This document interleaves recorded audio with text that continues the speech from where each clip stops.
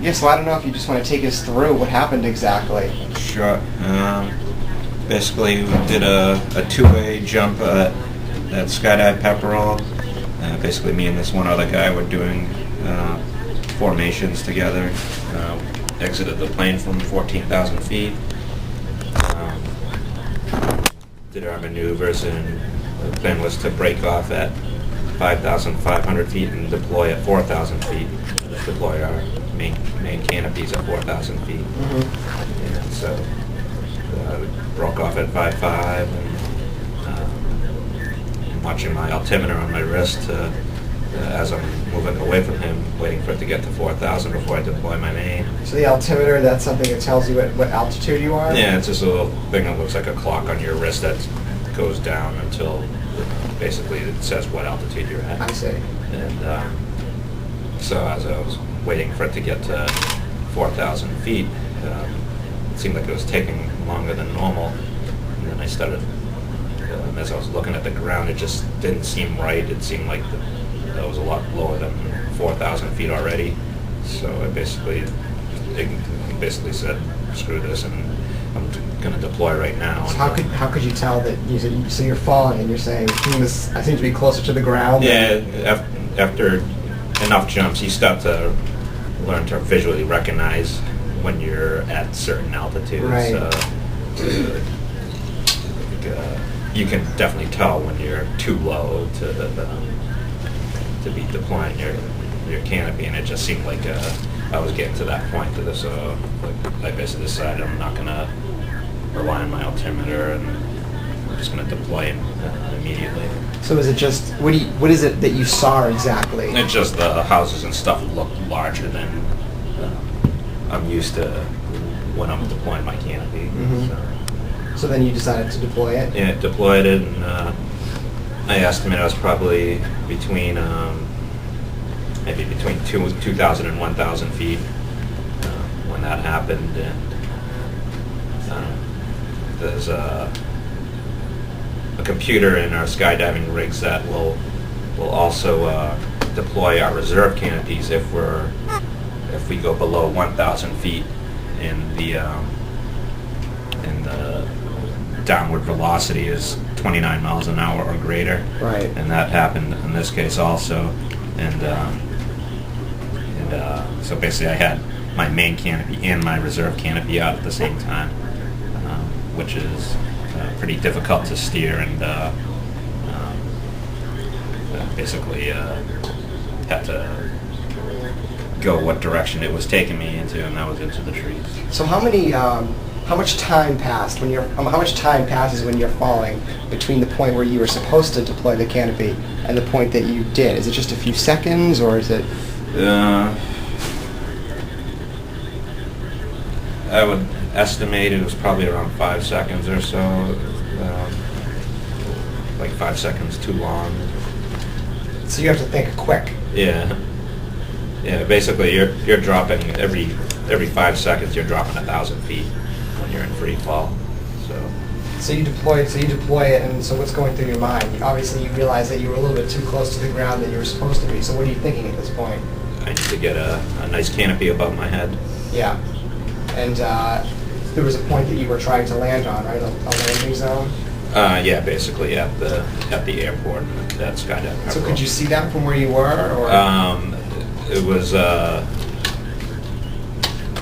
was behind me as I was tracking, and then I was unable to get good control of my canopy since there was two of them out, so I really couldn't land there. And Mm-hmm. I would have had to do a hard turn in order to get back to the drop zone, and I was too low to attempt a maneuver like that, because I would have basically, after you do a hard turn, your canopy dives down to the ground. Mm-hmm. So that's not a good thing to do when you're at 1,000 feet or so. So you would have hit the ground with too much force? Oh yeah, it basically, you do a turn and then it dives downwards. So. Right.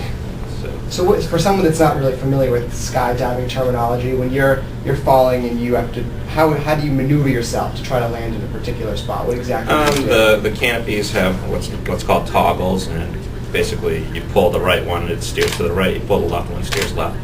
I see.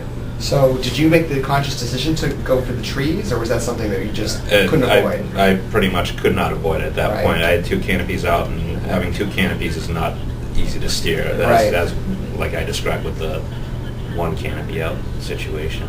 So what are you thinking as you see, at what point did you realize that you were going to land into these trees?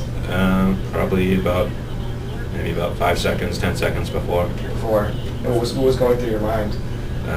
Basically, when I I was planning on doing what I was trained to do when you land in the trees, which is something we train for. Basically, pick up your legs, protect your face, and try to head for the meatiest part of the tree and just hold on and wait for help. Right. Was this like a forest area? Was it a wooded area? Or was it just one or two trees, or what exactly? It was a wooded area. Wooded area, yeah.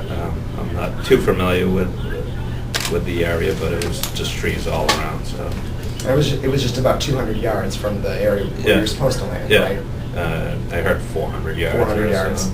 So what was the impact like? Can you describe that for us? It's actually pretty soft because the trees are pretty forgiving, and it wasn't nothing hard. I didn't have a scratch on my body from that.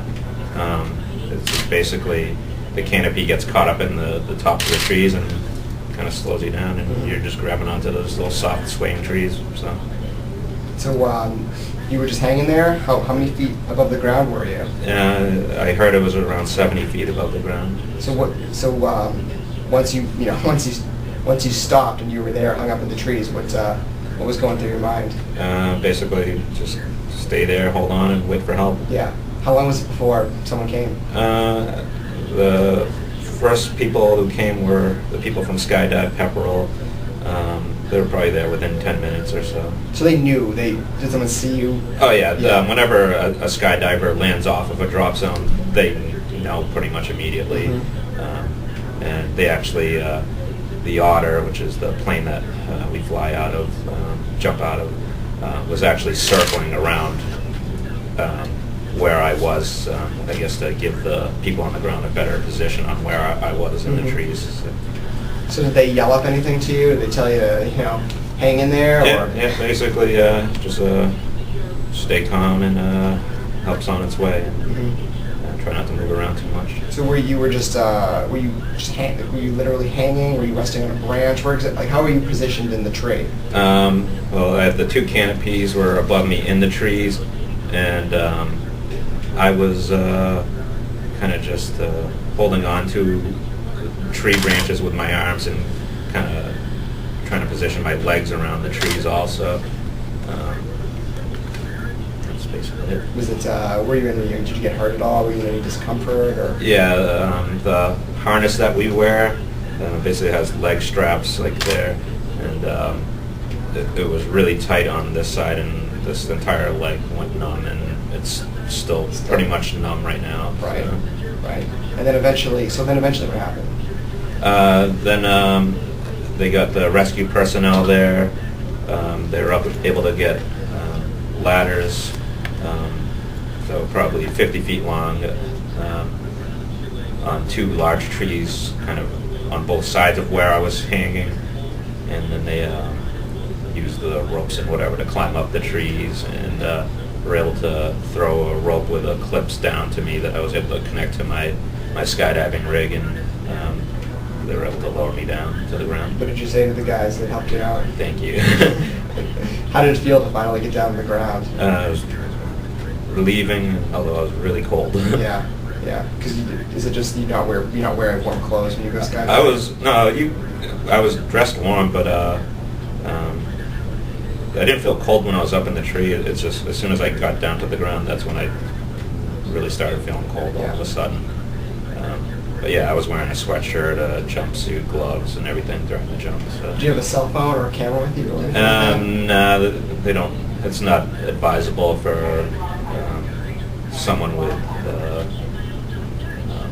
under a couple hundred jumps to be carrying stuff like that with you, because you don't want that type of stuff to come out while you're skydiving, because you could create a hazard to yourself and others. Right.